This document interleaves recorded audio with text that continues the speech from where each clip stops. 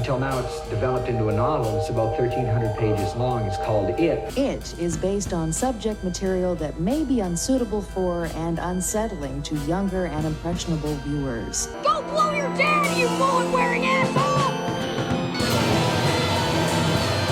Don't you want a balloon?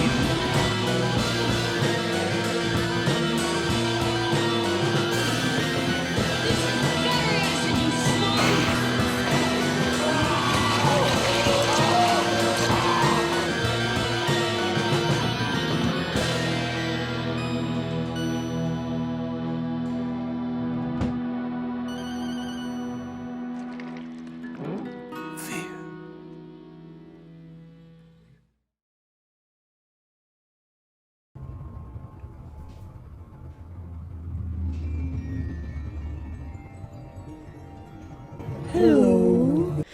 Ew. Ugh. Drooled on my crotch. Gross.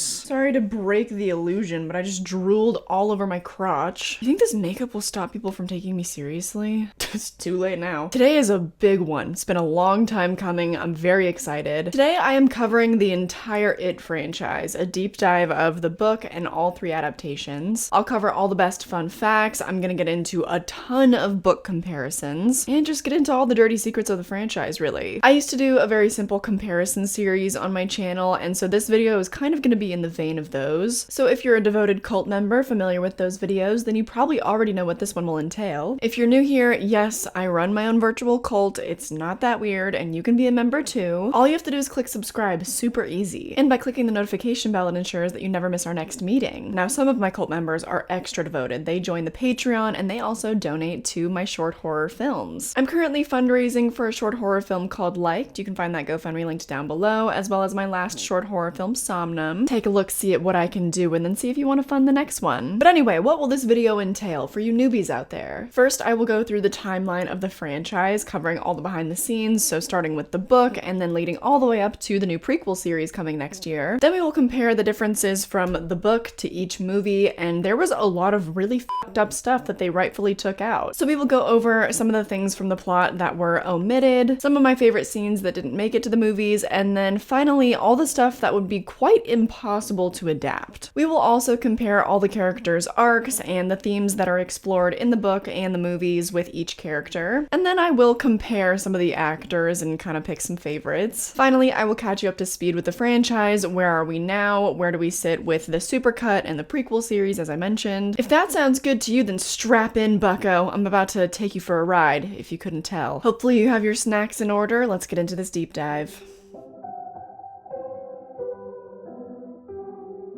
People would say you ought to write about what you know.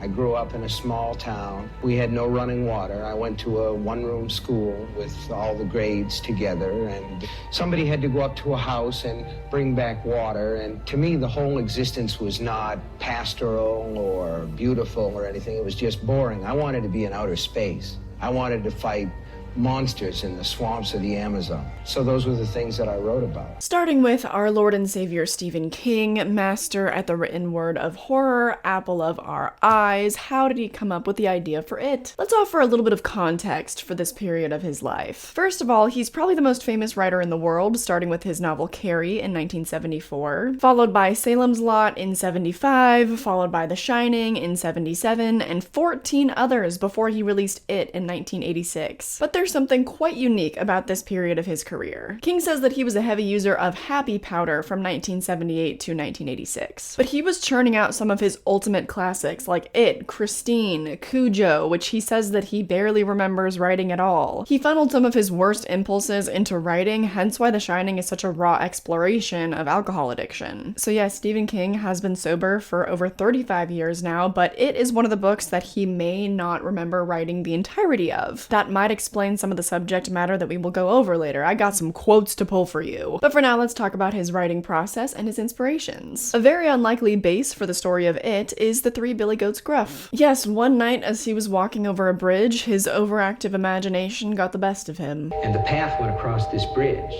you know, a little arched, humpbacked wooden bridge, and I'm walking across it and I can hear my heels clacking on the bridge, and I flashed to this story when I was a kid about these goats that were going across a bridge, and there's this troll underneath, and he said, "Who's that trip-trapping on my bridge?" And I thought, wouldn't it be a scream if something just reached up now and grabbed me? He basically expanded the bridge into an entire town and the city of Bangor as his main inspiration. The fictional town of Derry lies 20 miles outside of Bangor, Maine, but Derry is basically a replica of it down to a lot of the scary stories told in the book. One of the most notable stories in the book is about the Black Spot, and this was an all-black segregated club, and it was burned down by, you could probably guess who. There was also a real gang called the Brady Gang in the 30s, and so the story of the shootout in the book was also based on real life. The only difference is in the book, these events were influenced by Pennywise. Part of King's goal with this story was to create an entire town that was haunted. Another real-life element in this story that was included was the sewage system. There are miles and miles of tunnels underneath Bangor that became the inspiration for Pennywise's lair. He also found a lot of inspiration from his own childhood, like the barrens that he frequented as a kid himself. He also has his own Beverly, whom he wrote a poem, and he knew an older boy named Bill in the neighborhood who had a stutter and he had a bike that he named Silver. He used to give the younger kids rides on his bike, and the only thing that he could say without stuttering was "Hi-yo, Silver, away." If you've read the book, then you would also know that many on-screen monsters made the pages. Well, I've written some books and I've gotten this reputation as a horror novelist, so it will be my final exam. And I'll bring back all the monsters that I remember from my childhood, the ones that I grew up with. Frankenstein, Dracula, Wolfman, The Thing from Beyond the Grave. Unfortunately, in each adaptation, we really only get glimpses of these monsters. I was really hoping to see more of the Universal Classic monsters, but maybe we'll get to see them in the prequel series. I bet there might be some IP problems with that though, huh? But there were some other interviews and speeches that I watched of King's that were very illuminating about his writing method. He's apparently the type of writer that uses stream of consciousness rather than plotting out all the details. In fact, he doesn't know where his stories come from. He just writes them down as they come through his head. He also has very little interest in story, instead focusing on character. I feel like you have to follow the characters and you have to follow the story where it leads. And the last thing that I want to do is to spoil a book with plot. I think the plot is the last resort of bad writers, as a rule. I'm a lot more interested in character and situation, and you follow it where it goes. At the time when all these classics were pouring out of him, he said that they were all just trying to escape his head, hence him releasing banger after banger early in his career. He used to be afraid that without substances, he wouldn't have the same kind of creative energy. He feared that there would be some sort of emptiness within him that would stop him from being creative. He has obviously realized that writing is more than enough to fulfill him, and it probably always has been. All in all, it took him 4 years to write that book, and then it was published in 1986, which makes it the most popular book ever published that year, according to Goodreads. Its initial print run was 800,000 copies by a company called Viking Penguin. Prices for a first edition run between $200 to $300 if you want to get your hands on them, but it's really difficult to find any hard numbers on the amount of copies sold over its lifetime. That information wasn't readily available in 1986, and I still don't think that it is now. One number that was consistent on a few different websites was 300,000 copies sold in 1986, so hopefully we can trust that. One article that I found was a retrospective review by the author Grady Hendrix, and it states, with a first printing of 1 million copies, it went on to be ranked the 10th best-selling novel of the 1980s, pushing, over 1 million copies by 1990. Seems like a reputable source, so we're going with it because Grady Hendrix, as I mentioned, is actually a horror author himself. I just read his book, The Final Girls Support Group, recently, and I enjoyed it. Speaking of reviews, let's talk about the reception of this book at the time. I found a review in the New York Times from 1986 that was rather mixed. Such set pieces help to hold our interest in this epic of coprophilia. So do Mr. King's raw powers as a yarn spinner of horrors, his sense of pace and scene, his almost adolescent affinity for the gross and vulgar. Sounds good, he's not wrong, but he has some issues with 2 key plot points here, so spoiler warning, I guess. But this whole video will be full of spoilers because it's a deep dive, duh. But he has set himself 2 formidable plot challenges. One is to produce something terrifying enough to justify Stanley Uris's decision to commit suicide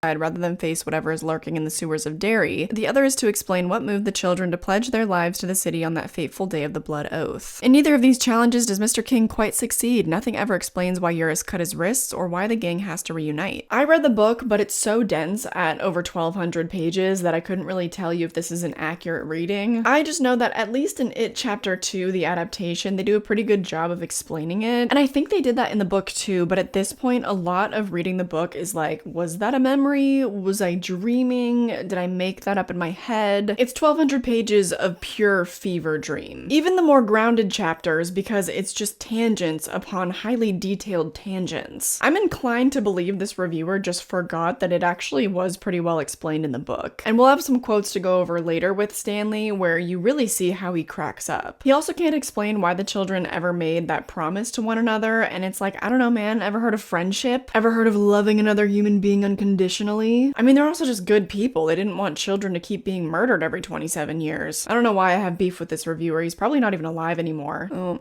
yep, he died in 2018. Rest in peace, brother. The book maintained its popularity, having a resurgence due to the more recent adaptations. That's why I read the book, but also because I am working my way through all of the Stephen King classics. Anyway, it currently has over 1,033,000 reviews on Goodreads with an average rating of 4.5 out of 5. Do you know how good of a book it has to be for over 1 million people to decide to give it that high of a score? And due to some of the most horrific imagery that I've ever read, I don't see the popularity of this book really ever dying out. It has to be read to be believed, which is why I think the adaptations will also forever live in infamy. That being said, it's time to talk adaptations.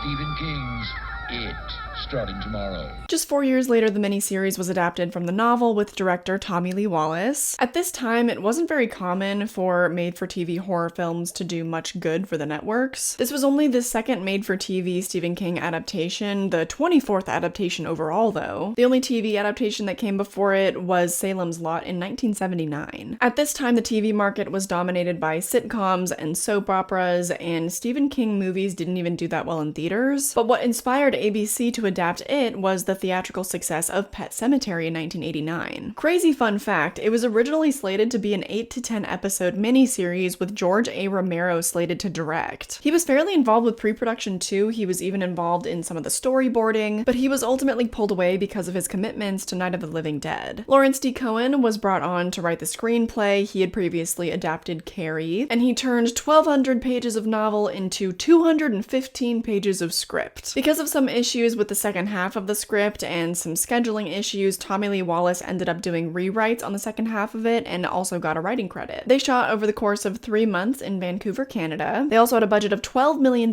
which is double what they usually got for made-for-TV films. That's probably why it feels a good deal more cinematic than most other made-for-TV stuff at the time. But shooting this movie was still not without its challenges, because as we well know on this channel, horror movies are the most difficult to make. Well, maybe besides action movies, I know that Tom Cruise rode his motorcycle into a canyon like 6 times or something, right? Anyways, making horror movies is really hard, especially because this time they were working with children. And famously, as the saying goes in the movie business, you never work with kids and you never work with animals. At one point, the kids were becoming really rambunctious and not really understanding that they had a job to do, so the executive producer had to sit them down and have a really frank talk about professionalism. You might be thinking, well, that's a given, they're kids. But the silver lining of that is one day they were goofing off screen, and Tommy Lee Wallace saw that and wanted them to duplicate it on screen because he thought it was really sweet. And that actually made the movie, so their real life chemistry helped them out a lot. Maybe you'd be surprised to learn that the production had a more difficult time wrangling the adults than the children. The adults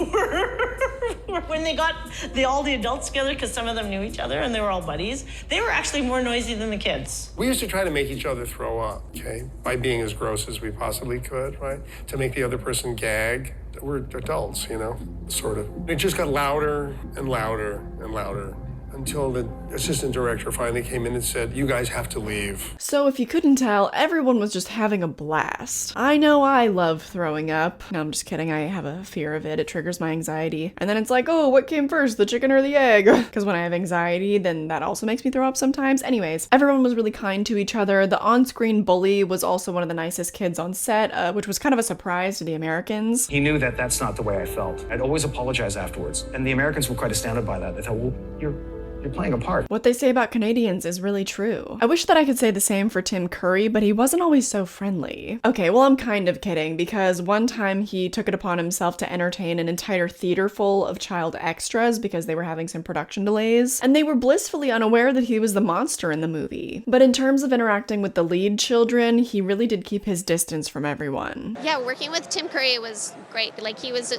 real method actor, so he wasn't very friendly with the kids.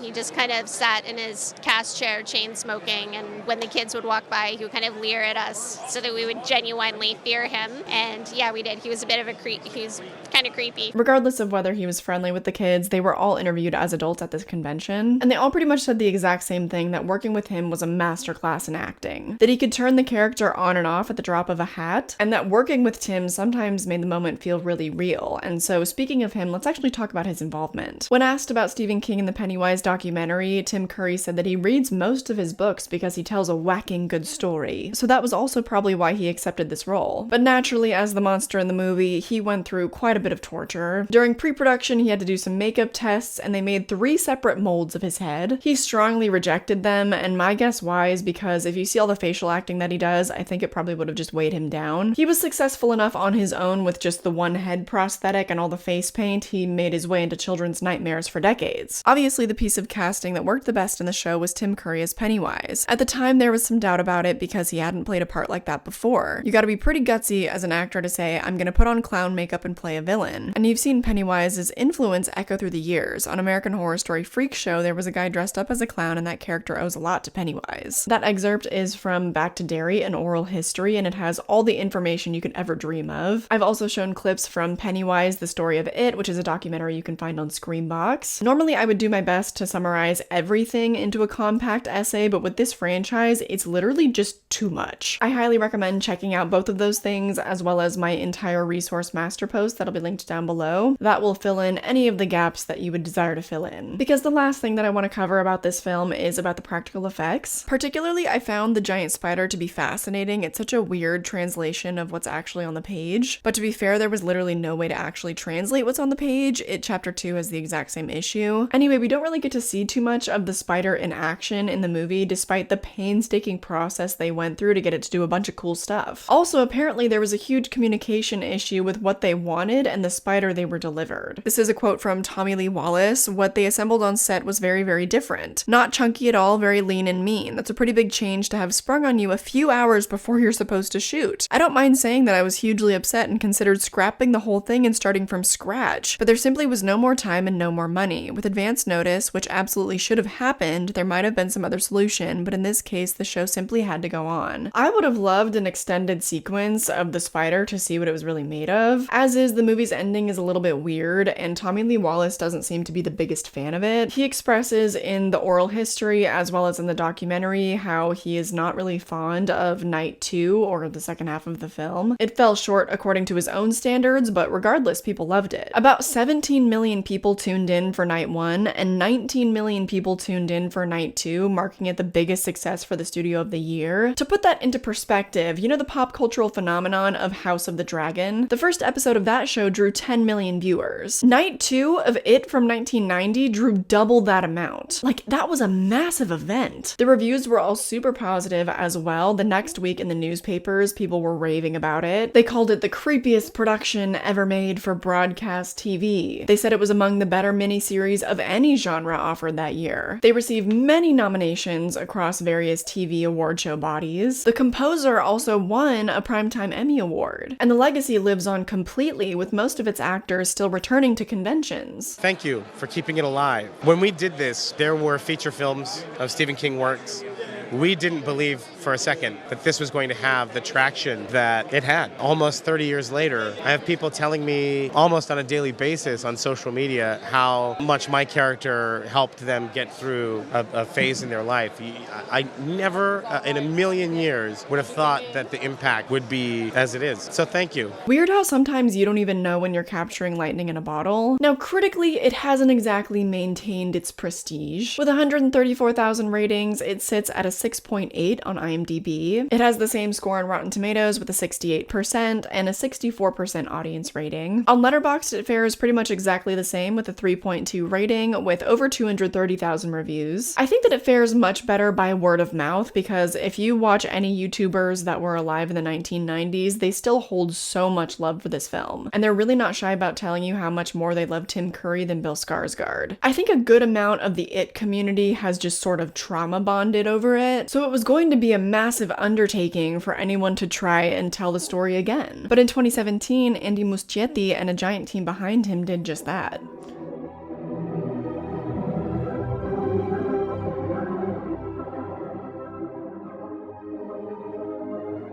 Now, what if I told you that this project began all the way back in 2009? A few different directors were slated for this project before it was handed to Muschietti, and then his sister Barbara became the producer, which, by the way, I looked up how to pronounce their last name, and like every website did it differently. Andres Muschietti. Andres Muschietti. Andres Muschietti. And I couldn't find a video of him introducing himself and saying his own last name, so Muschietti it is. That is apparently the Spanish pronunciation, and he's from Argentina, so we're going with it. Anyway, in 2015, he was interviewed during his pre-production era, and at that time, Will Poulter was his #1 choice for Pennywise. That would have been a very different movie, and I don't know if I could have taken him seriously, not because he's not immensely talented. I just think that he was already too established, and it also doesn't help that he had done a lot of comedies before that. But Bill came out of nowhere. We didn't know who he was. I did not know who was under that clown makeup. Yes, he has famous family members, but we didn't know Bill, okay? Do you remember when teenage girls discovered that the man under the Pennywise makeup was hot? Were you there for that? We were having a field day. It was just like the year before when Jared Leto was playing the Joker. We were like, yeah, take me, Mr. Villain. In a lot of ways, we've failed as a society, but women just like what they like. The fatal attraction to Bill Skarsgård's creepy hotness, I think, can be attributed to the Pete Davidson phenomena. Getting way off track. Okay, anyways, they shot the movie for about 3 months in Port Hope, Canada, but before that, they wanted to build the chemistry with the kids. They brought up all the child actors 3 weeks before they started production because they wanted to build bonds between them. But they also really needed to shake off the 21st century vibes from the kids, and they had to learn how to ride bikes because some of them had never done it before. These kids are like 4 years younger than me, maybe, and they make me feel like a grandmother. It's true, there's been a shift between kids now and us elders born before 2000. Yes, okay, I was born in 1999, but seeing that Jack Glazer was born in 2003 kind of sends me into a spiral, so what are you gonna do? The kids also seem to have such a blast on set, and if you can, definitely watch the Blu-ray featurettes because they're so beautifully done. They really capture how life is imitating art with the sun setting on these actors' childhoods as they shoot this movie over the course of this summer. They said that it felt like summer camp, and some of them had birthdays on set, so they were turning like 13 and 14 while they shot. And up until at least the press tour for It Chapter 2, they still talked to each other pretty much every single day. The kids were all shooting together for about 2 months before Bill even showed up, so they really had time to build that chemistry. And all leading up to the very first scene with him, they had no idea what he was gonna look like. Have you guys seen Pennywise yet? Nope. No. No. I'm gonna call he has blue hair. I'm gonna say he's... I already think I know. I heard something. I heard one thing. That he has one green eye and one orange eye. He's supposed to look like a mime. They were a little off on that one. These filmmakers had a much more layered approach than what these kids were expecting. During a 2016 interview with the costume designer, she said that his outfit had an Elizabethan, Victorian, and a Renaissance era inspiration to it. And Muschietti talked about the design compared to the original adaptation. So he basically says that the fact that this entity has been around for thousands of years, I don't really dig the 20th century clown look from the original. I think it looks too cheap, and it's too related to social events of the circus, so basically I think he's saying it was a little bit too human, and he's more aesthetically attracted to the old time, the 19th century clown, and given that he's been around for centuries, he thought that it should have an upgrade to a more 1800s kind of look. As far as the makeup goes though, the first iteration is something that we probably won't be able to see. Bill had a friend do his makeup to look like a clown to show that he was very serious about his audition, but I hypothesized that one of his second auditions without makeup is what sold them on him for the role. Well, I'm Bob Gray. Pennywise to my friends. What do they call you? The way that he is so completely unsettling as Pennywise without the makeup is just amazing. Also, you probably noticed that weird control that he has over his bottom lip. I'm trying to do it like, I don't get it. How did he do that? So that was something that he learned from his older brother Gustav. And you're probably like, Gustav? I thought that you would say Alexander. You know that joke that comes up on Twitter every once in a while where people are like, oh my god, I feel like a new Skarsgård sibling pops up every week. Well, maybe it's because Bill is one of 8 children, but I digress. So his older brother helped him realize that he could also do the lip thing, so he used it to scare one of his younger brothers. And I came up with this character called Jörgen, which is a Swedish name, and I would pull my t-shirt up like over my head, so you wouldn't see my, just isolate the opening, face. Yeah. Just isolate the and face, then I would yeah. do this face, and then I would chase my little brother. You'd chase your brother. Yeah, and scare him. But the lip thing that he would do and the fake teeth made him extremely drooly, which Andy actually really loved. So that was something they incorporated into the character, as well as the weird eye thing. That's not digital. Bill can just do that, the freak. Saved them thousands upon thousands in VFX though. Bill just has a slight lazy eye that he has realized he can have full control over. The guy just has like mad control over his face. He's the scary Jim Carrey. I guess Jim Carrey's kind of scary too though, to be honest. So anyways, he has the lip thing, the eye thing, the drool, great costume. Now it's time to meet the kids. And Jack Grazer, aka our Eddie Kasprack, is the first one to interact with him during the part where he climbs out of the fridge. Jack Grazer plays Eddie in the movie, and it was my first day of shooting, and we've kind of deliberately kept me separated from the kids. They'd never seen the clown, they'd never really met me, and there's this one scene, and the scene in the movie is very intense. And it was my first day, so it was, I needed to kind of get into character, and it was like, oh, hey there, Jack, how are you? And it's a really intense scene, and I'm sort of right in his face, and I'm drooling all over him, and he's crying, and we sort of block it briefly without doing really emotion into it. And then they yell action, and I do it, and I'm doing this clown thing, and I'm screaming, and I'm like, because part of Pennywise is that he hates the kids, and it's so much anger. And most clowns do, yeah. And then I approach him, and I scream in his face, and we're doing the scene, and he's crying and gagging and doing this whole thing, and I'm like, back to back of my head as we're shooting it, I'm like, oh my God, I'm traumatizing this child. Yeah. Like, what am I doing? And then they say, they yell cut, and I go, are you okay, Jack? He goes, love what you're doing. I love what you're doing with the character. I love what you're doing with the character. I don't think that Bill realized that Jack is an unhinged little monster all on his own. And I told you, life was imitating art. This band of kids really loved and trusted one another, and it totally translates when they're fighting Pennywise. In fact, when they were close to wrapping, they had to shoot the scene where the painting lady bites on Stanley's face. And because shooting was almost over, and they knew they had to say goodbye soon, a lot of these emotions became very real for them. It took them 3 days to shoot that scene with Stanley, and so they all basically cried all day for 3 days straight, which came pretty easily because they knew that they would miss each other. Despite the heartache, some people had a very special feeling about this movie. I remember when we wrapped the first movie, the last day of the shoot, feeling like we did something special here.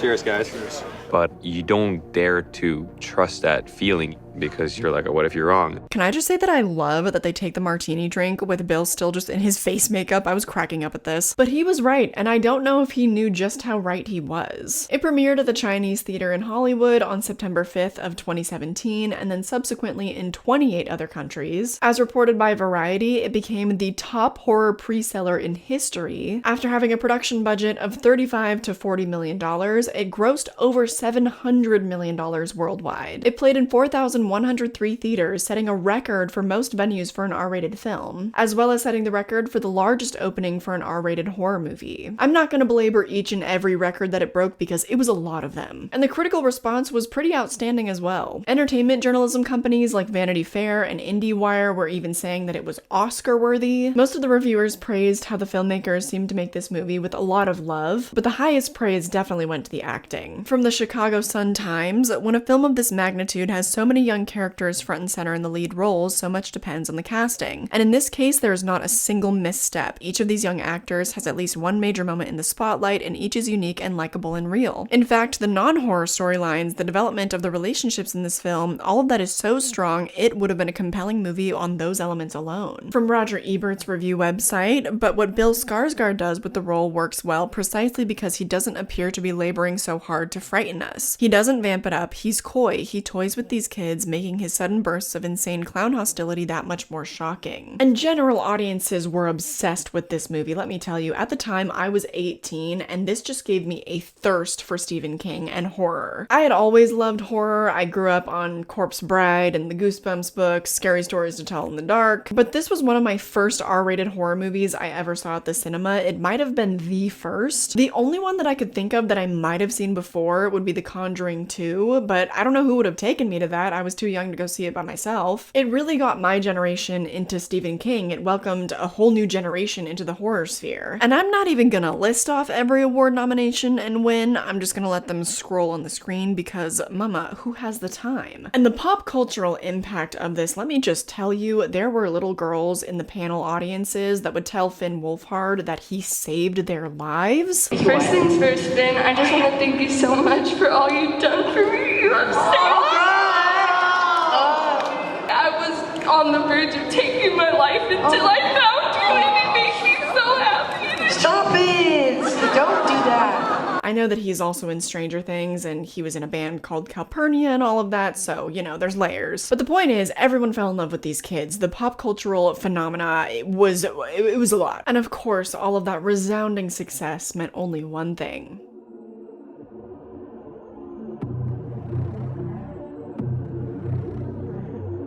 Oh yeah, I picked up James McAvoy, like Jennifer Grey. And then we had a very graphic sex scene on that table. Very long, graphic, incredibly awkward, no music. I don't know, it just like, Andy wanted to go a different way with it, and then it got really disturbing. Yeah, and then James was just like crying a little bit. No, he was liking it. Did you raise him over your head? Did you do the lift? No, I'm f***ing the shit out of it. Look at Jill! Jill like this!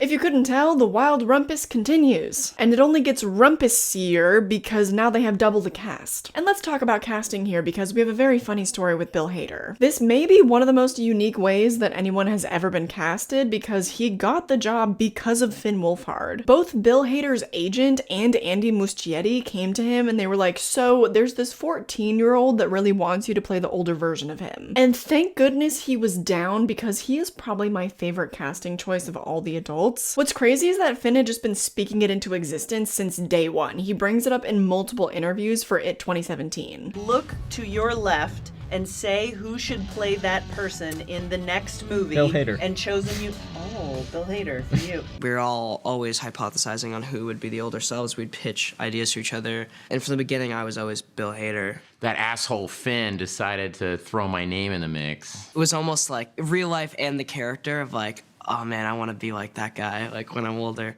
So I had this meeting with Andy, and I sit down with him, and he's, you know why you're here? You're here because Finn. Okay, there's an actor named Finn. He's in Stranger Things, and I know, yes. So Finn said that you should be Richie, and so I'm gonna have you be Richie.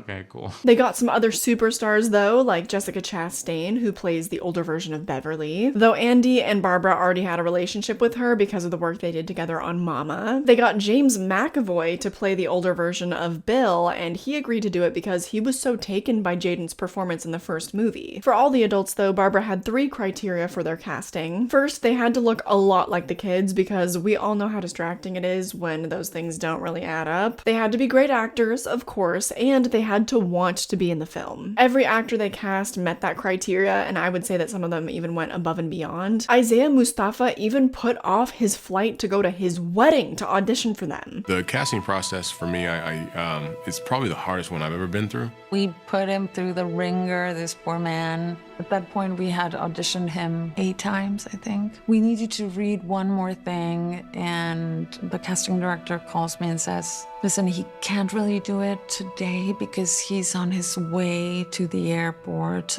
to get on a flight to get married. And I was sitting there at the kitchen table, and I got a text, and my manager, she's like, can you go in one more time? And it was the next day, and I was like, wow, when? And she said, today. And I well, I'm flying out to my wedding, in like a couple hours. So I went back upstairs, told my time fiance, I was like, hey, listen, here's the deal. They're still married, and I'm sure it was a great paycheck, so I'm guessing it was worthwhile. James Ransone, of course, plays Eddie, and the rest of the cast said that it was weird getting to know him and Jack separately because they were so similar. Basically, they were the same person on and off the screen. Once again, everyone got on really well, and I remember how excited the public was when this casting was announced. I distinctly remember seeing the casting announcements and not even being able to believe how similar some of these actors looked. Especially Andy Bean as the older Stanley. I think that's pretty close to what Wyatt Oleff will look like in the future. They also did a lot of work prior to shooting to try to build chemistry, not only between all the adults, but between the adults and the kids. Starting by sending each of them a framed picture of the kids for them to like keep in their trailer or next to their bed. And most of them were like, what do I do with this? Like, this is a framed picture of someone else's child. I think it was supposed to sort of feel like, you know, when you go back to your parents' house, your childhood home, and there's pictures of you like 4 years old covered in mud or something. I think it was kind of supposed to give them that feeling. Like they go to bed every night and it's like, oh, it's me. Anyway, one of the more effective things they did, I think, was they had the kids write a letter to the adults in character. For example, in Jaden's, he wrote about how he doesn't want the adult version of himself to feel guilt about coming back to Derry and feel guilt about the death of his younger brother. Jeremy wrote about how Ben doesn't care if things didn't work out with Beverly because he just wants her to be happy. Another activity they did was they kind of had a speed dating round, so all the kids got to know all the adults. That helped to sort of establish the bond to their younger friend group. As far as the adults building chemistry, they did a lot of karaoke together offset. One very special member of the cast, though, that I have yet to mention is Stephen King himself. He shares a scene in this movie with James McAvoy. I asked him if he would do a cameo for us, and he said, yeah, why not? But then he said, you have to know that every time I am in a movie, I jinx it. So I said, okay, let's turn that around. I'm not totally sure the curse was broken here, but more on that later. It was really sweet though with his involvement because Barbara talked about how he was only scheduled to be there for a half day and he stayed for 3 full days. She talked about how he was the reason why they are the filmmakers that they are, how impactful it was for her to read it at the age of 15. These are the second filmmakers that I have covered after Mike Flanagan, who all basically worshipped Stephen King as a kid and then got to work with him. James McAvoy was also, of course, a fan, and it was a huge honor for him to be in a scene with him. But one actor who we haven't heard much from yet is one Bill Skarsgård. They actually purposefully limited his press junket appearances because they didn't want people to be too acquainted with him as a human. They wanted to keep that air of mystery about him, but then I think that they realized that he was going to be the one to really sell their movie. So then he was the one who basically did all of the talk show appearances, which makes sense because a lot of the kids' interviews are, you know, they're pretty cringy. I don't judge. I was a very cringy child. I still am. We would all do the same thing if we were interviewed at 12 or 13 years old. But anyway, there are some clips of Bill in the behind the scenes, and some of them are highly fascinating. I didn't realize that so much of the climax of the film, for example, was done completely with VFX. I mean, of course, I knew that giant crab spider Pennywise was VFX, but I didn't realize they had him in that getup. I also didn't realize that it meant that they were running around with a giant Pennywise head on a stick to chase the adult actors around with. When I tell you I was cackling. But the best bits of all the behind the scenes are whenever Bill is doing full Pennywise without makeup on. In that scene that I just mentioned, Bill was still present. He was just there reciting all of his dialogue over the microphone so the adults would have something more to react to. 27 years I dreamt about you. I craved you. I've missed you. Oh, waiting for this very moment. And God! I think it was effective because from this clip it does sound like it's kind of reverberating off the walls, selling the feeling that Pennywise was really there for the adults. I know your secret, your dirty little secret, your dirty little secret. Should I tell them, Richie? Should I tell them all? I find Bill without makeup doing full Pennywise to be so terrifying because it reminds you that there is just a guy under that makeup. Like at the end of the day, it is just a guy that's playing this character and it makes you go, man, what is up with this guy? At this point, he said that he was a little bit worried about finding his groove with the character again after being away from it for about 2 years. However, when he first got back into the character, Pennywise just burst out of him as if he was always ever present. I feel there might be a parallel with Stephen King, whose stories just flow out of him, and Bill Skarsgård, who Pennywise just lives inside of him. Seems like Bill and Tim actually had that in common, the ability to just turn the character off and on command. But Bill seemed to interact with the kids a lot more off screen and was a lot friendlier to everyone. And he seemed to enhance everyone's performances. In one of their Fandango interviews, James McAvoy was talking about how mundane movie making is, which is true. Believe it or not, movie making is not super magical. It is when you pull off that one perfect shot with that one perfect take of perfect line delivery, but days are so long and so tiring. It is unbelievably time consuming how long it takes to set up the perfect shot with all the lighting and the camera and the actors and everyone, blah, blah,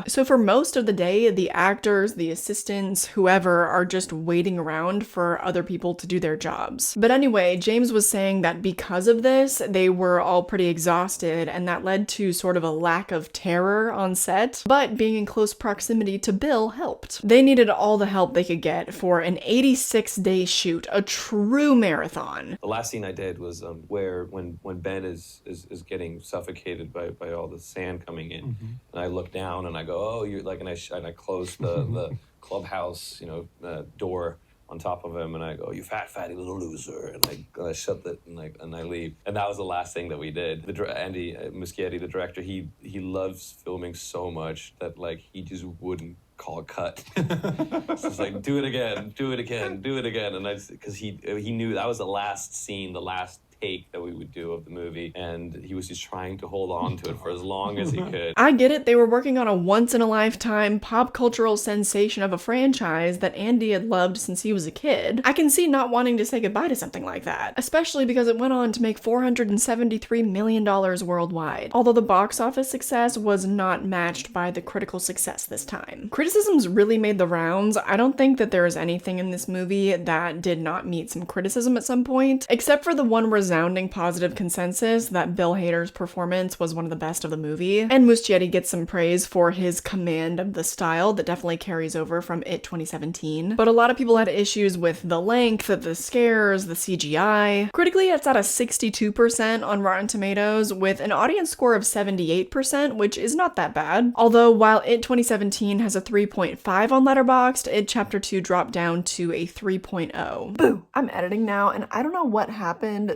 since I wrote this video. I don't know if a bunch of haters have watched this movie in the past 2 weeks or something, but both of their scores went down. So now they sit at a 3.4 and a 2.9. What happened? Anyway, I just thought that was curious. You can also see the grand total of nominations here in one short graph, nothing compared to the first film, and its only win was for Bill Hader, Best Supporting Actor at the Saturn Awards. I remember at the time that it came out, I was freshly turned 20. I don't think I was even in any of my upper division film classes yet, so I was still a pretty casual fan. My brain had not been rotted by all my film studies to the point where I just notice everything about how they made the movie while I watch it. Kind of miss those days, to be honest. But even back then, I could tell that this movie was kind of a weirder one. I wasn't obsessed with it the way that I was with the first one, but I didn't necessarily think that it was bad. It kind of was in this weird middle ground where there were a lot of pros but a lot of cons. Maybe you could tell by the box office that it didn't have quite the same impact. In fact, it sort of fizzled out. Kind of a shame, because if it had stuck the landing, these could easily have been considered probably the best adaptations ever made. However, I don't know that that ever would have been possible with it, and we are about to dive into every last reason why.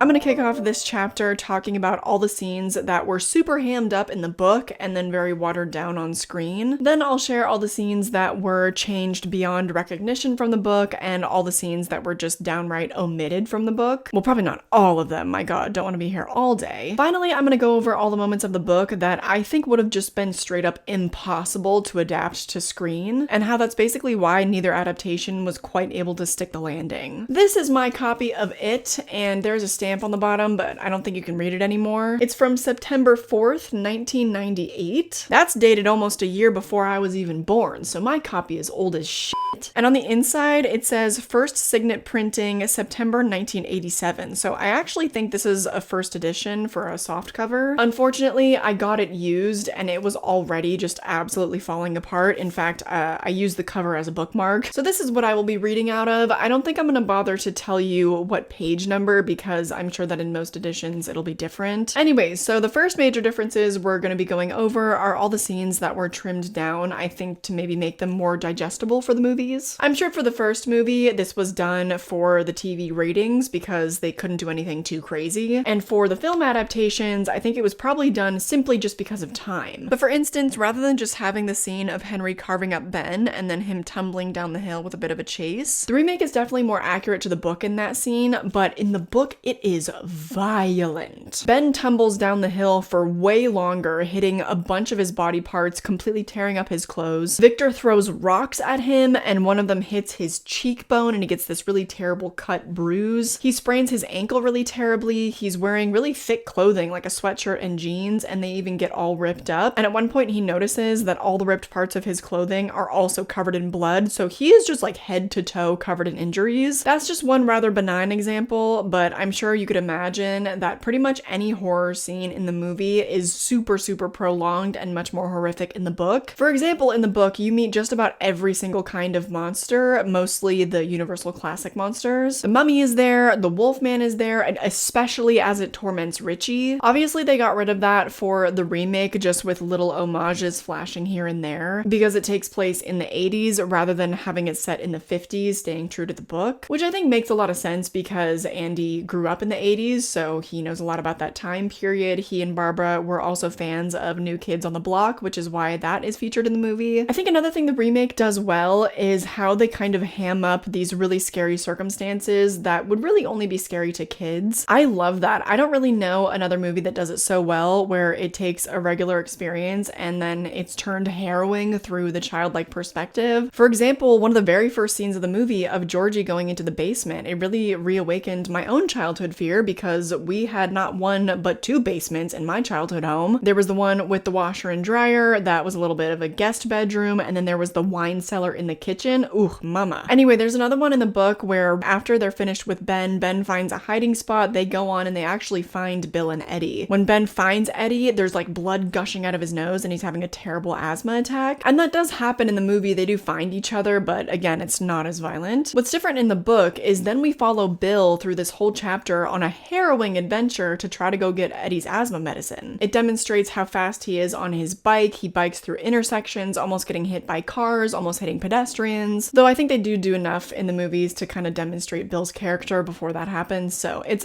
okay. I understand why they omitted that. I just think there would have been an opportunity for them to do that and it could have been really cinematic, but oh well. Another example of hammed up violence in the book is in the infamous bloody sink scene, which we'll talk about a little bit later too. Beverly's father hit her way more in the book, like way more. Like not just a slap to the face as we see in the miniseries. No. He is whacking her butt. He is punching her in the stomach. Like it's bad. But in that scene in particular, she screams and her dad runs into the bathroom and he hits her for screaming because he doesn't see anything. But as soon as she makes up the lie that there was a spider, he goes, "Oh, well, why didn't you say so, Bevy? I wouldn't have hit you. Girls are supposed to be scared of spiders." It's like a switch flips inside of him where he goes from punishing her to being like, "Oh, you're my little girl." Because as long as she's acting like his little girl, his little child, then everything's okay. Anyway, I don't think that it's a good use of our time to keep going over all of the scenes that actually are included in the movie. So I'm going to share some of my favorite scenes that became unrecognizable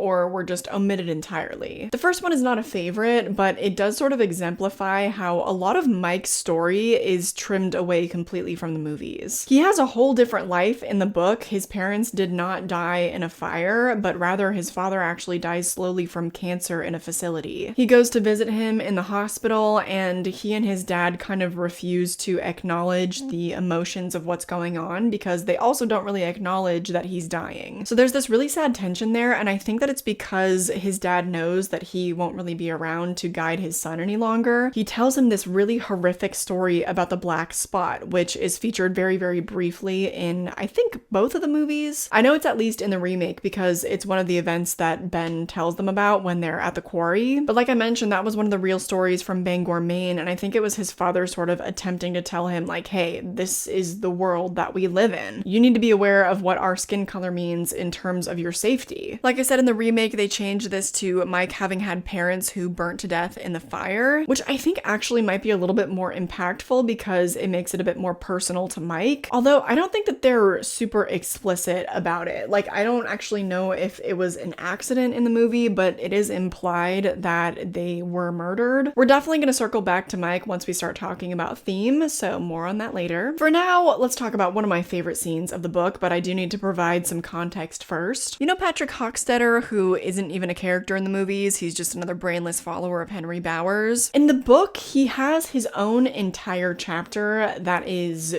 I mean, disturbing does not even begin to cover it.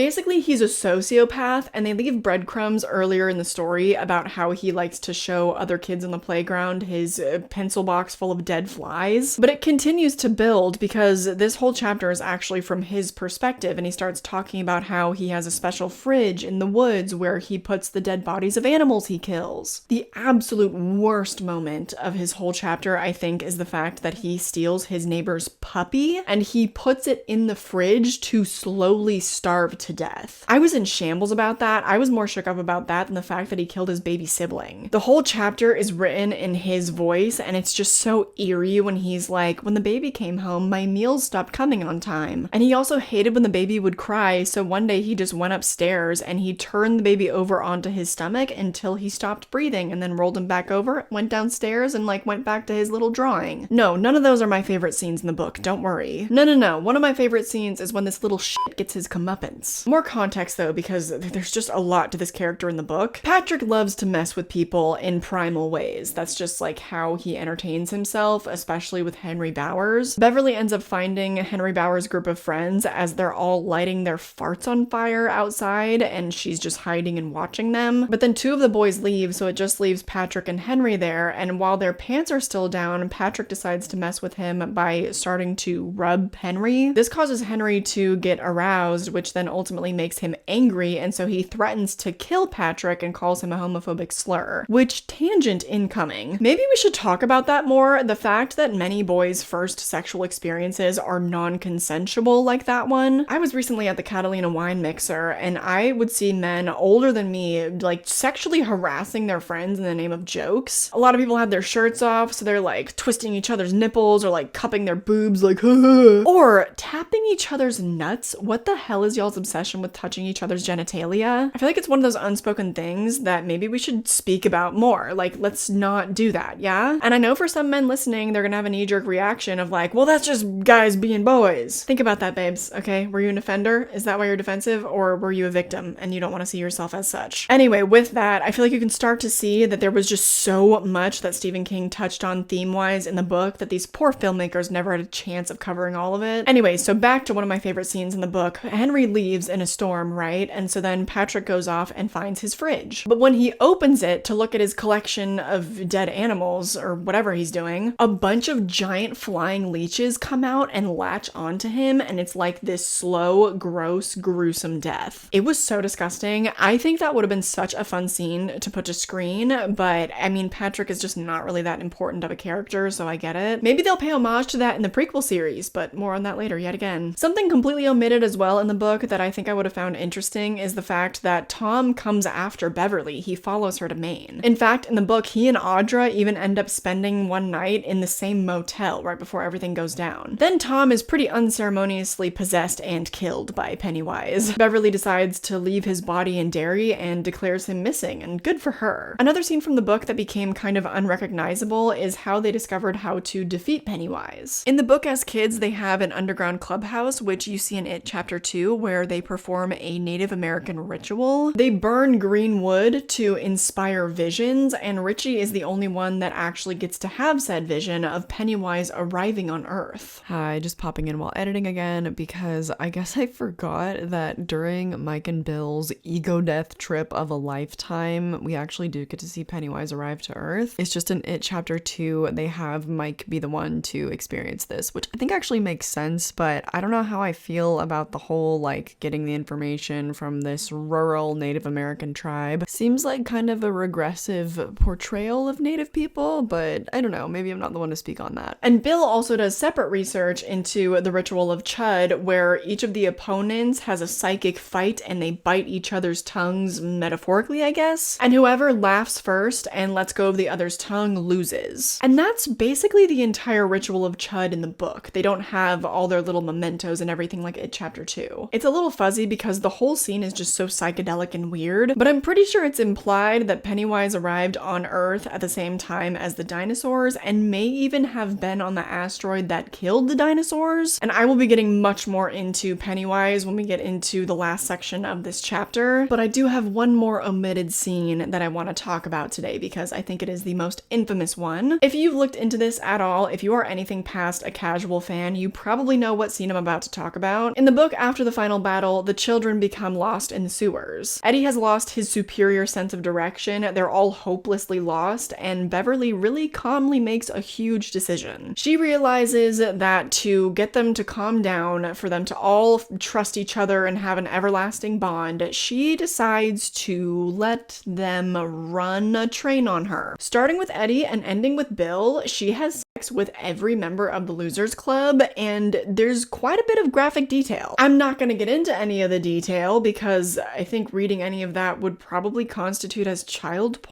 But interestingly, there are multiple people involved with the original miniseries that have expressed regret about it not being included, including Annette O'Toole. I thought it was a terrible omission, admits O'Toole. This was their greatest attachment to one another. She thought they were all going to die, and this was a gift she was giving to each one of them, and I thought it was the most beautiful, generous, love-filled gift, and it tied them all together in such an amazing way. Like, yeah, true, but they were 12. From the perspective of Beverly in the book, it does seem like this really powerful, beautiful moment between friends, and it does set them on the right path. Eddie finds his sense of direction again, all the panic is completely gone, they are laughing like kids again, and now they are not only bonded in trauma, but also in love. But it's still pretty fucked. No adaptation should ever touch that. I will be touching on it again during the theme portion though, so just stay strapped in. Before that though, let's get into everything in the book that would have been impossible to adapt. Now, I am not a fan of the word impossible, especially when it comes to the magical medium of filmmaking, but some of this shit, let me tell you, let's start with one of the easier concepts. We all know the last house on Neibolt Street. She's iconic, we love her, and a lot of care went into the production design, that's for sure. In the book though, it's almost incomprehensible how this house works. They do some things in the remake to try to play with the changing hallways, which is a riff on how the dimensions of the house in the book are kind of imperceptible. For instance, here, from Ben's point of view, this house was a special place, a kind of station, one of the places in Derry, one of many perhaps, from which it was able to find its way into the overworld. This stinking rotted house where everything was somehow wrong. It wasn't just that it seemed too big, the angles were wrong, the perspective crazy. Ben was standing just inside the door between the parlor and the hallway, and the others were moving away from him across a space that now looked almost as big as Basie Park. But as they moved away, they seemed to grow larger instead of smaller. He caught up with the others, he was panting, out of breath, and would have sworn he had run half a mile at least, but when he looked back, the parlor's far wall was not 10 feet away. The way they did it in the remake was alright, I think, but they mostly seemed to be playing it up for laughs, instead of doing what I think I would have preferred, which is playing up the shifting house as more of a horror element. But I do think that that might not have translated super well on screen, which is why they leaned into the comedy of it, because when I'm reading about how he felt like he ran a mile when he only ran 10 feet, that is harrowing. Trying to visualize that as a cinematic experience, I'm like,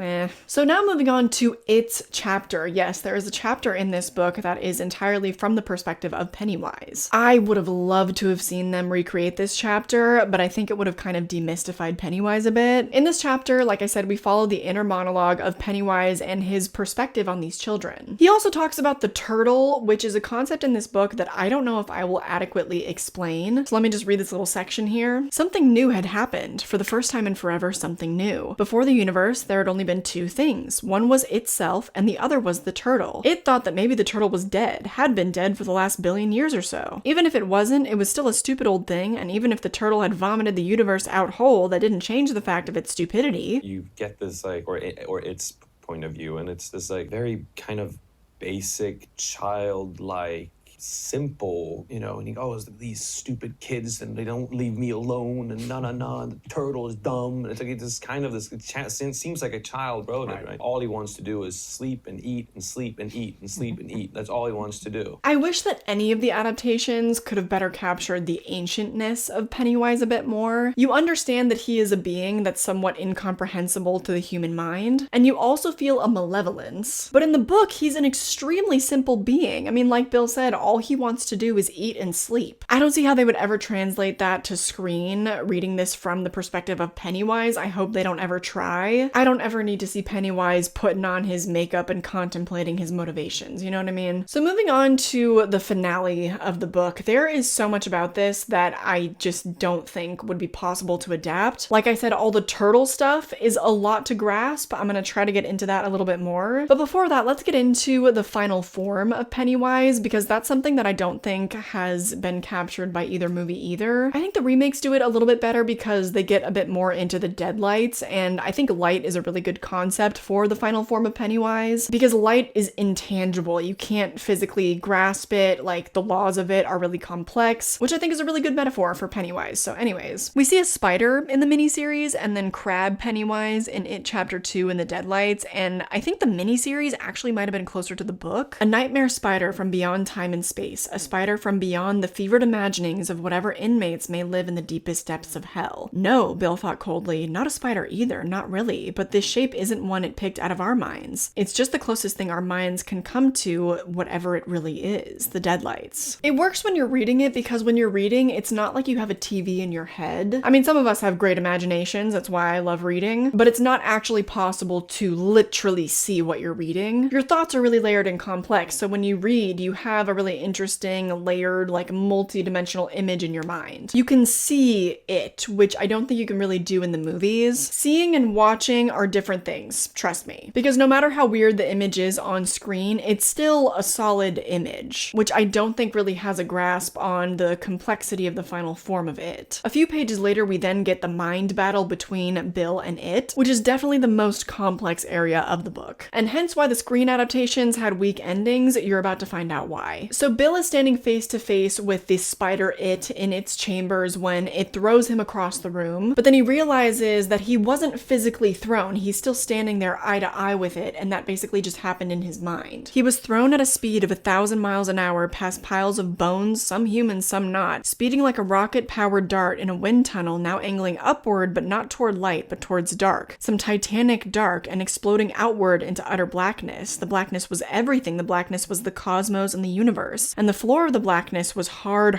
It was like polished ebonite, and he was skidding along on his chest and belly and thighs. Like a weight on a shuffleboard, he was on the ballroom floor of eternity, and eternity was black. When he's in this kind of swirling blackness, he then speeds past the turtle, and he's like, oh my god, you're here. You're good. You can help me. What are you? I'm the turtle, son. I made the universe, but please don't blame me for it. I had a bellyache. Help me, please help me. I take no stand in these matters. My brother has his own place in the macroverse. Energy is eternal, as even a child such as yourself must understand. Okay. So confirmed, the turtle is a magical being that threw up the universe, so he created the universe, cool. But he also doesn't give a fuck about it, and he is not about to help Bill. So after that, he just keeps flying past the turtle, and that's basically all the explanation of the turtle that we get. So you and I both are gonna leave this video still a little confused, I'm sure. Then Bill realizes that it means to throw him into the macroverse, which I guess is also sort of the core of it, and he realizes that this is what would send him off the edge. It would kill him. Suddenly he thought he understood. It meant to thrust him through some wall at the end of the universe and into some other place, what that old turtle called the macroverse, where it really lived, where it existed as a titanic glowing core which might be no more than the smallest note in that other's mind. He would see it naked, a thing of unshaped destroying light, and there he would either be mercifully annihilated or live forever, insane and yet conscious inside its homicidal, endless, formless, hungry being. How do you put that to screen? You can't do it. A whole lot of words for Pennywise would disconnect his spirit from his body and leave his mind in limbo, killing him. That's how I read it and understand it. The concepts are hard to explain. I've tried to adequately word myself here while pulling out quotes, but I might just be making things worse. But do you now see why I referenced our complex multiverse web of layered thoughts as being necessary to see the images of this book? I don't know if it's possible to adapt a battle between an ancient cosmic being and a human being, while the human being is simultaneously standing locking eyes with it and hurtling at 1,000,000 miles per hour through the ancient being's void hole. And how does Bill get back to reality and defeat it, you might be wondering? He thrusts his fists against the posts and still insists he sees the ghosts. He just screams this over and over, and I guess that is the ultimate conclusion to the ritual of Chud in the book. He could see light ahead, but it was fading, guttering like great candles which had at last burned low, and for a moment he saw himself and the others holding hands in a line, Eddie on one side of him and Richie on the other. He saw his own body sagging, his head rolled back on his neck, staring up at the spider, which twisted and whirled like a dervish, its coarse spiny legs beating at the floor, poison dripping from its stinger. It was screaming in its death agony. I think that method of defeating it comes from how we all very individually experience power. Bill used that simple phrase as as a child to gain control over his stutter. And this moment of him using that is him going back to defeat one of his literal childhood demons. It comes very full circle. Yes, it's done in a rather complicated way, so how we doing? Are we confused? We feeling good? Or did I clear all that up for you? I remember not really being a fan of the ending in It Chapter 2, and now I feel like Muschietti was really just doing his best to capture the essence of the book. Tommy Lee Wallace also did what he could back in 1990. Obviously, filmmaking was nowhere near having the ability to cover such cosmic concepts, but he doesn't have any regrets about the scenes that he left out of the movie. In the end, I didn't miss the stuff I had to leave out. I was living vicariously and completely within the scope of the two scripts I had in hand. The bigger, broader, and especially the more cosmic stuff of the novel simply fell away, and I didn't miss it at all. There are probably hundreds of other smaller differences that I could continue to pour over, but this video might be overstaying its welcome as it is. So I say we move on to the characters, arcs, and themes because there are more quotes to pull from the book during that chapter of the video. So let's get to it, baby. Let's talk about the losers.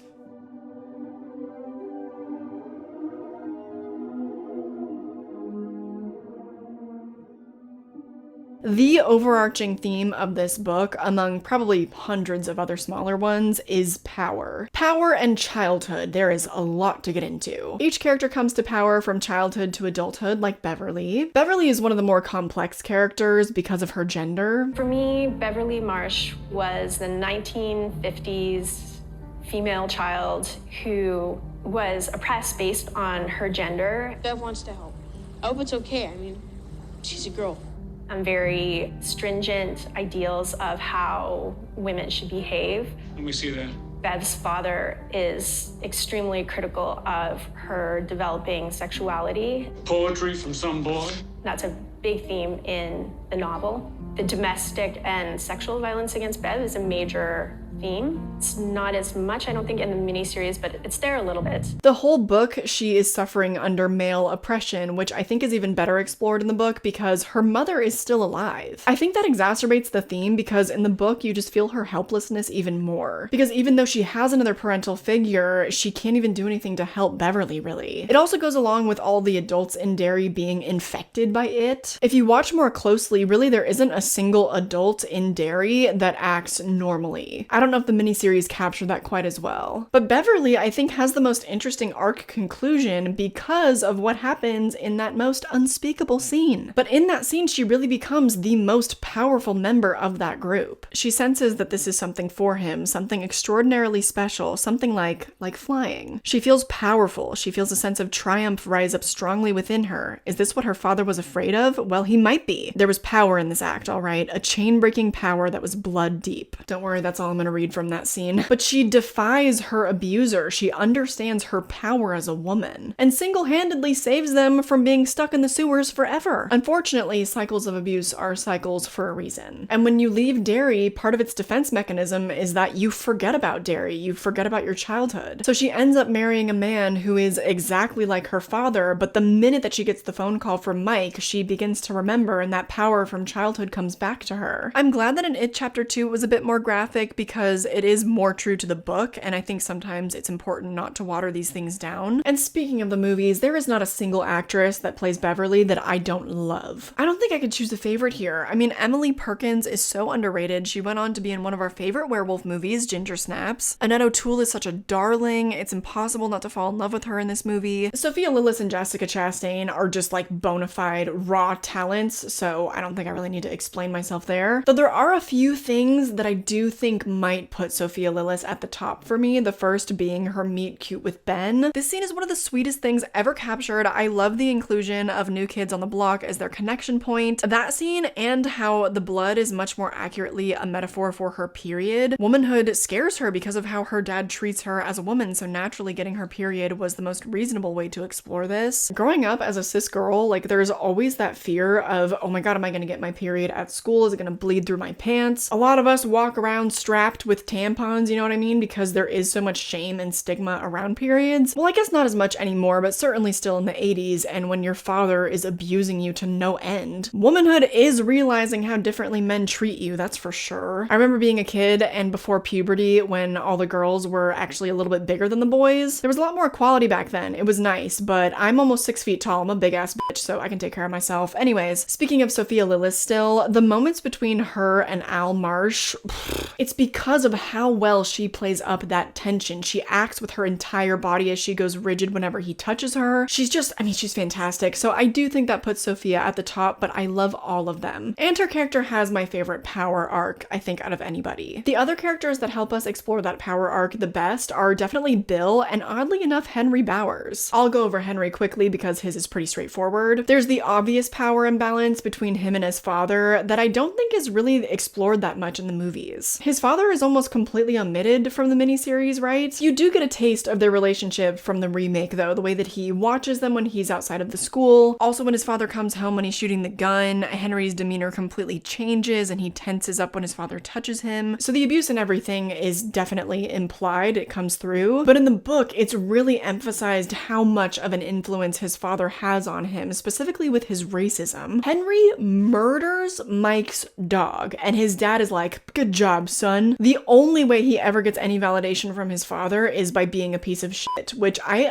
don't think that was really translated to the movies. There are also more layers to it that kind of almost help you start to sympathize with Henry, or if not sympathize, at least help you kind of understand him a bit better. Like how his father will keep him home from school to work on the farm or keep him from doing his homework to do work for him. He has no one in his life to emphasize the importance of education because his father is like actively working against him. He gets held back multiple times in the book, and I think that you can kind of gather that from the movies. But in the book, you also become privy to the knowledge that he has no interest in growing up at all. "Kill them all, Henry," the ghost voice from the moon said, and Henry could dig it. Henry felt he could second that emotion. He would kill them all, his tormentors, and then those feelings that he was losing his grip, that he was coming inexorably to a larger world he would no longer be able to dominate as he had dominated the play yard at Derry Elementary. That in the wider world, the fat boy and the N-word and the stuttering freak might somehow grow larger while he somehow only grew older would be gone. I don't know that his motives were totally captured in the movies, maybe a little bit in the miniseries. In the remakes, it seems almost entirely attributed to its influence because it comes onto the TV and tells him to kill his dad, and then that's how he ultimately ends up losing it and going after the losers. Not that he wouldn't have done it on his own though, because I mean the way that he tormented Mike really was exemplary of the type of racism that he was dealing with in that small town, but ultimately he seems more like a pawn that it is using against these children. And I think his character is a little bit of a mirror to Beverly, going through sort of the opposite arc. She started with nothing and then found love and came to power along the way. Henry was born into his power but never got to experience love, and then tried to cling to his power, but that proved to be futile. And it was his own undoing because he proved that when all you care about is power, you end up truly alone. Henry almost mirrors Pennywise in that way too, because Pennywise uses his power over vulnerable members of society to stay fed. And that was Pennywise's own undoing as well because of Big Man Bill. We've already kind of gone over Bill's arc conclusion with the grand cosmic finale, but there's another quote about power from his perspective I want to read as well. But there would be odd moments of time when he pulled the questions out again and examined them. The power of the silver, the power of the slugs. Where does power like that come from? Where does any power come from? How do you get it? How do you use it? It had some real shape. He had nearly seen it. To see the shape was to see the secret. Was that also true of power? Perhaps it was. For wasn't it true that power, like it, was a shape changer? It was a baby crying in the middle of the night. It was an atomic bomb. It was a silver slug. It was the way Beverly looked at Bill and the way Bill looked back. What, exactly what, was power anyway? You know what that reminds me of? The power of cinema. Walk with me. To see the true form of Pennywise is to know the secret, and that is the true source of power. I think that's true of most boogeymen in movies. What you can't see is often much more powerful than what you can. I mean, think of Insidious, where the first act, there are these super chilling shots over the child's shoulder looking into a shadowy corner of the room, the sound design of a presence there, but you don't know what it is, versus when you have all the answers and there's the goofy CGI demon clawing along the wall. Like, what the hell is going on here? Once the monster is exposed, you take away a lot of its power. So Bill was the one to figure that out, although there still are a few moments of Bill's character development missing from the movies that are really good in the book. There are moments where Bill feels like an invisible stranger in his own home. It's really tragic. So again, it's like Henry, where they didn't have enough time to include all of this about his character development, but there is definitely enough there. And the core of his personality really comes through in both adaptations. I love both younger Bills so much. They both give such an earnest performance. Their characters make me the most emotional out of almost everyone. Gotta give it to Jaden Martell though. What an absolutely dynamo performance. Can we get some snaps for him in the comments? Maybe I'm alone in this, but I'm not super big on either adult Bill. Somehow neither of them really got the stuttering right, but both of the child actors did it so well. well. I mean, James McAvoy is still unreal though. He and Jaden actually share a scene that rips my heart out. And I give him a break on the stutter because he has a natural Irish accent, so I imagine it was hard to do a stutter and an American accent, but I'm going with Jaden Martell as my favorite Bill. Let's wrap up with them though and move on to another huge theme, fear. Fear ties in with childhood and power. I think you can connect those dots without me. Anyway, I think the best characters we explore fear with are with Stanley and Ben. Stanley with sanity and Ben with, I don't know, I guess insecurity and love. He makes some rather astute observations about fear though, but I'll get to that soon. Stanley is all about the fear. In fact, as we know it, it basically consumes him and he removes himself from the equation because he knows he's too far gone. I wish that either movie could have packed a bigger punch as to why he took his own life. The book, as always, is much more descriptive about it. Oh, by the way, there's another scene in the book where a bunch of dead boys kind of like follow Stan down this crazy spiral staircase. Would have been cool to see in the movie, but nonetheless, they had done something worse than frighten him. They had offended him. Offended, yes. It was the only word he could think of, and if he used it, they would laugh. They liked him, he knew that, and they had accepted him as one of them, but they would still laugh. All the same, there were things that were not supposed to be. You can live with fear, I think, Stan would have said if he could. Maybe not forever, but for a long, long time. It's a fence that maybe you can't live with because it opens a crack inside your thinking. And if you look down into it, you see there are live things down there, and they have little yellow eyes that don't blink. And there's a stink down in that dark, and after a while you think maybe there's a whole other universe down there. A universe where a square moon rises in the sky and the stars laugh in cold voices. And some of the triangles have 4 sides, and some have 5, and some of them have 5 raised to the 5th power of sides. In this universe, there might grow roses which sing. Everything leads to everything. He would have told them if he could. Go to your church and listen to your stories about Jesus walking on the water, but if I saw a guy doing that, I'd scream and scream and scream, because it wouldn't look like a miracle to me. It would look like an offense. I know that was a long quote, but woo! Stephen King, I don't know if you know this, but man, you can write. In the book, I think it's much more clear that Stanley is just wise beyond his years. He's definitely the most mature of the group, which I think is why it cracks him up the most. Everyone else has a little bit of a childlike perception, truly believing in what they're seeing. They capture this a little bit in the miniseries where Stanley is like the most in denial. In the remakes, they more so make him out to be like a scaredy cat, but in the book, as you heard, Stanley is starting to really crack up at the seams because he is much more adult than the rest of them. It's also stressed in the book where before he is tormented by Pennywise, he is just sitting for hours and hours bird watching and logging them in his special bird watching book. And I think at one point even his parents mention his old soul because he and his dad share this love of bird watching. So even from a young age, he kind of had this adult logic that made him crack up way sooner. That being said, there are a lot of comparisons to how the adults viewed it compared to how they did as children. When we're in Ben's adult perspective, he has a quote that really ties this together. It occurred to him that kids were better at almost dying, and they were also better at incorporating the inexplicable into their lives. They believed implicitly in the invisible world. Miracles both bright and dark were to be taken into consideration. Oh yes, most certainly. But they by no means stopped the world. A sudden upheaval of beauty or terror at 10 did not preclude an extra cheese dog or 2 for lunch at noon. But when you grew up, all that changed. You no longer lay awake in your bed sure something was crouching in the closet or scratching at the window. But when something did happen, something beyond rational explanation, the circuits overloaded. You just couldn't incorporate what had happened into your life experience. It didn't digest. Your mind kept coming back to it, pawing it lightly like a kitten with a ball of string, until eventually, of course, you either went crazy or got to a place where it was impossible for you to function. And if that happens, Ben thought, it's got me, us, cold. Stanley and Ben teach us very well how accepting children can be of terror in the world. For some reason, as adults, our logic and deductive reasoning are a million times better, but only within the confines of what we accept as reality, proving that maybe we're more sane as children. When I was working on the novel,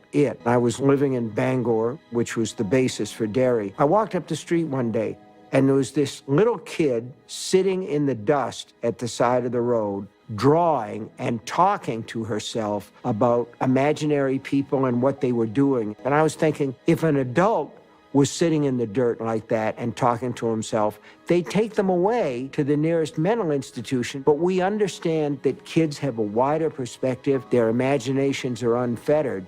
And as we grow older, it becomes tougher and tougher to hold on to that. So what I really wanted to do with it was to bring the losers back as adults, to recapture the imaginative capacity that they had as children. Stanley is severely neglected in the miniseries. He really doesn't have any impact for me. So I'll get right to it and I'll say that Wyatt Olaf is my guy. And I can't even believe how good the casting was with him. He has my heart as a kid, and I think his adult counterpart looks the most like him him out of everyone else, and it's not even close. And as far as Ben goes, I also immediately have to give it to Jeremy Ray Taylor because his yearning for Beverly just feels so real. I'm like, maybe he really did have a crush on Sophia Lillis because I'm rooting for him. Neither adult Ben really does that much for me though, and so it leaves me still kind of confused as to why Beverly chose Ben. In the book, she and Bill actually sleep together before all the crazy events go down when they're adults, and ultimately Bill chooses Audra because she had gotten possessed by Pennywise, and they go over that in the miniseries, but I don't know, it's kind of useless to me. I thought the miniseries had a really good ending, and then all the stuff with Audra, like, it just kept going. It's a really weird dynamic. I remember watching it 2017 and thinking for sure that Beverly and Bill were endgame. The thing that wins her over as an adult is remembering that he's the one that wrote the poem, and I'm like,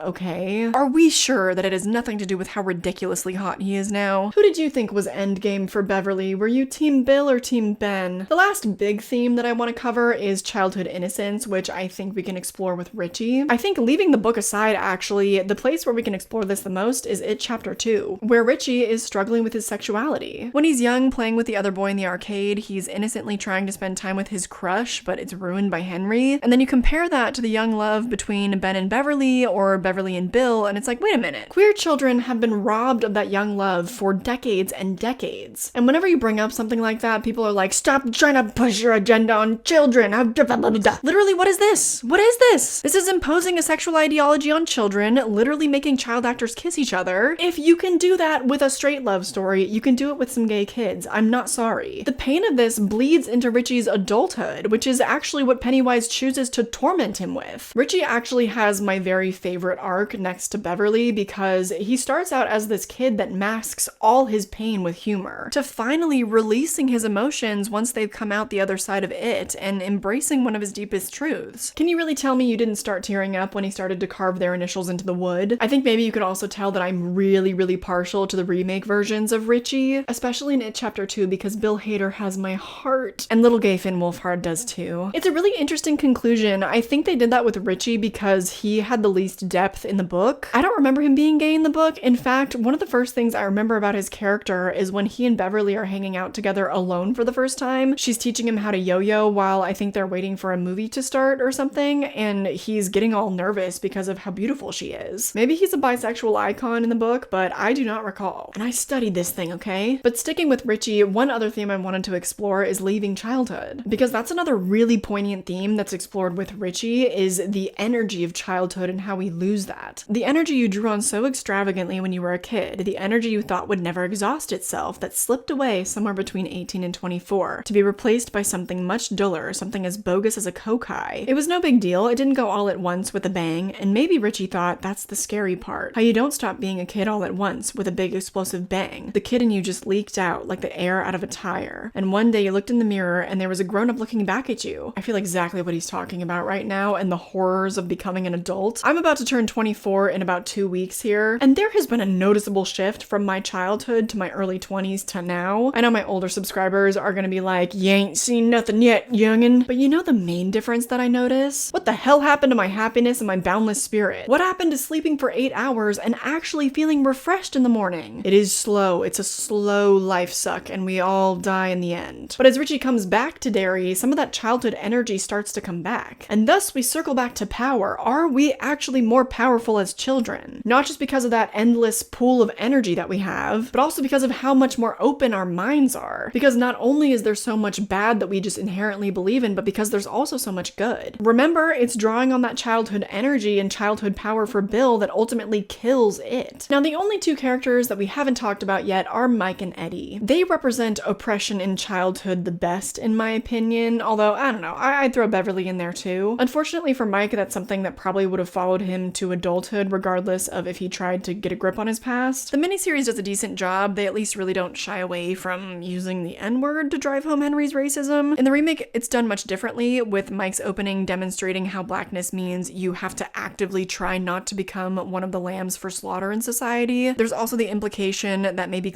burnt down the building with his parents inside when Henry says he wishes he lit it himself. Even so, I do feel like Mike is much more fleshed out in the book, especially with his dad telling him about the black spot. We talked about this earlier, so I'm not going to rehash that again. Also, like I said, Mike is the historian in the book, and it doesn't make sense to me why they changed that in the remake, because yeah, Ben is bored because he has no friends, so I guess it makes sense why he would do that research. But when they come back as adults, Mike is the one who has held down the fort and has recorded everything. He's done all the research on the ritual of Chud, and how hilarious is it when he doses Bill? I mean, that was a wild scene. As soon as that happened, when I saw this movie in theaters, I was like, oh, they're not very serious, are they? I don't really have a preference for either Mike either, because at least as children, they didn't really get that much screen time. With adult Mike, I think I'm partial to him in the miniseries only because I'm able to take him more seriously, but that's due to the overall tone of it. I can't stress to you how much I was taken out by him drugging Bill. I laugh every time. I don't feel real good. Now, our last character, Eddie Kasbrak, has a lot going on. He experiences a much more neglected form of parental abuse, which is overparenting. He experiences probably the most infamous fictional case of Munchausen by proxy. This exploration of psychological abuse, I think, is again explored much better in the book. I think this book was very progressive for the time for covering a child that had really severe anxiety, because back then people still thought that therapy was reserved only for the severely mentally ill. In the book, his pharmacist is the one to explain to him very carefully that his medication is all placebos. It's very, very drawn out, as it should be, because it's an adult explaining a very complex issue to a child. But then in the remake, they just have this really bratty girl like make fun of him and tell him that they're placebos. So you don't even really know if that's true, but you know, if you've read the book or you're familiar with the story, then you know that they are placebos. In the movie, he catches on really fast and he yells at his mom, defies her. You know what these are? They're gazebos!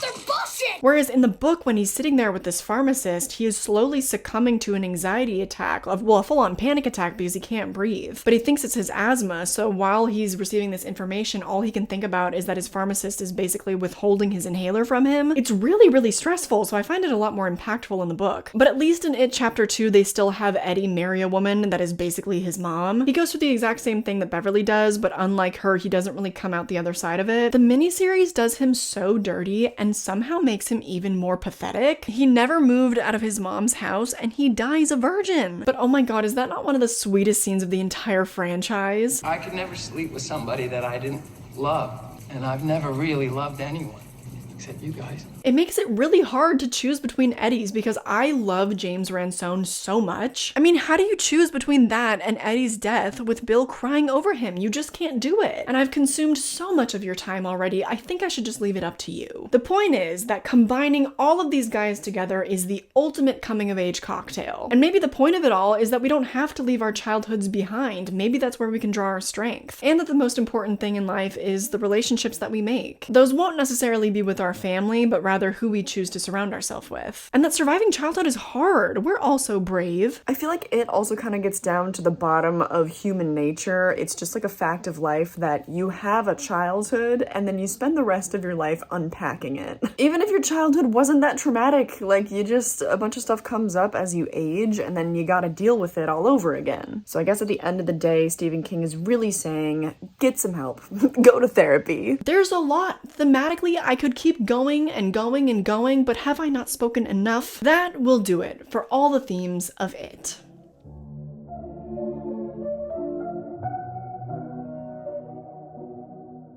This is going to be, well, we're still talking about it. Yeah. It's very in early stages, but it's going to be the two movies cut back to back with all of the scenes that were not included.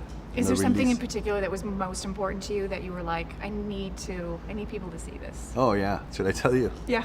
I don't think so. The final chapter of this video will be a short one. I'm just going over sort of the present of this franchise. Starting with the supercut. Did you know that a mega cut of It Chapters 1 and 2 were to be combined into a supercut at one point? That's right, they were even going to shoot extra bonus material and it was going to come in at about 6.5 hours long, which means there was potentially going to be an hour of bonus content in the supercut. I still want to see that. I don't care how much you have to de-age Finn Wolfhard. But that was likely interrupted by COVID because that struck about 6 6 months after the release of It Chapter 2, and now I think the kids are probably too old to even want to bother. There have been no updates on that either, they really just left us hanging. But Andy and Barbara are attached to the prequel series, which is coming out next year. As of April this year, this is everything that we know so far. It's going to be a period piece that takes place in the 1960s leading up to the events of the remakes. So I think that we can assume that it is in the same universe of Andy Muschietti's films. The brother and sister duo are both in the writing room, and Andy is going to be directing a few of the episodes. Stephen King was also quoted on the upcoming series. I'm excited that the story of Derry, Maine's most haunted city is continuing, and I'm glad Andy Muschietti is going to be overseeing the frightening festivities, along with a brain trust including his talented sister Barbara. Red balloons all around. We do have some clues as pointed out by this Collider article about what we could see in the series. First of all, we know that Derry started as a beaver trapping camp. Still is, am I right, boys? We know that the 91 people that signed the Derry Town Charter all disappeared. There's also the Easter Sunday explosion. There is the gang shootout. Those all take place in different decades, so maybe we could hope to see some flashback episodes, unless it's all entirely taking place in the 60s, but I do want to see some flashbacks. I love period pieces. Or maybe the show will turn into an anthology and each season could take place during a different decade. As far as casting goes, we do know that Bill Skarsgård is most likely not going to be returning to reprise his role, but he does have some advice for whoever takes up the mantle. As of now, I'm not currently involved in it, and if someone else gets to do it, my advice would just be do it your own, make it your own, have fun with it. You know what I mean? What I thought was so pleasurable about that character was how incredibly abstract he was. One of his favorite things about Pennywise is how deep the well goes, figuratively speaking, how many different forms he takes, just how much there is to draw from that character. So whoever it is, it's definitely bound to be different, but he thinks probably in a good way. So far, they have cast Taylor Page, Jovan Adepo, James Raymar, and Chris Chalk, which are the adults, so hopefully we'll get some child casting announcements soon. I just say that because typically Pennywise torments children, so I was kind of assuming that children would be the star of the show, but I guess not, I don't know. And as far as a release date, it's coming to HBO Max sometime in 2024. Given the release date of the films and the fact that they still seem to be pretty early in pre-production, I think we could probably gather it's coming out in fall of 2024 or later. And now knowing that it's only set 20 years before we meet the Losers Club of the 80s, I'm not that worried about them demystifying Pennywise. And now maybe Andy will get to cast his #1 choice, Will Poulter, as Pennywise. Good luck to whoever lands that role. You got big shoes to fill. I realize I didn't really do a comparison of the Pennywises. I do have to say that Bill Skarsgård is my favorite. I think the costume design definitely lends itself to him because he just has much more of like this ancient otherworldly feeling to him, whereas Tim Curry's Pennywise is really just giving clown. I know that hurts some feelings out there, but I don't really care. So with that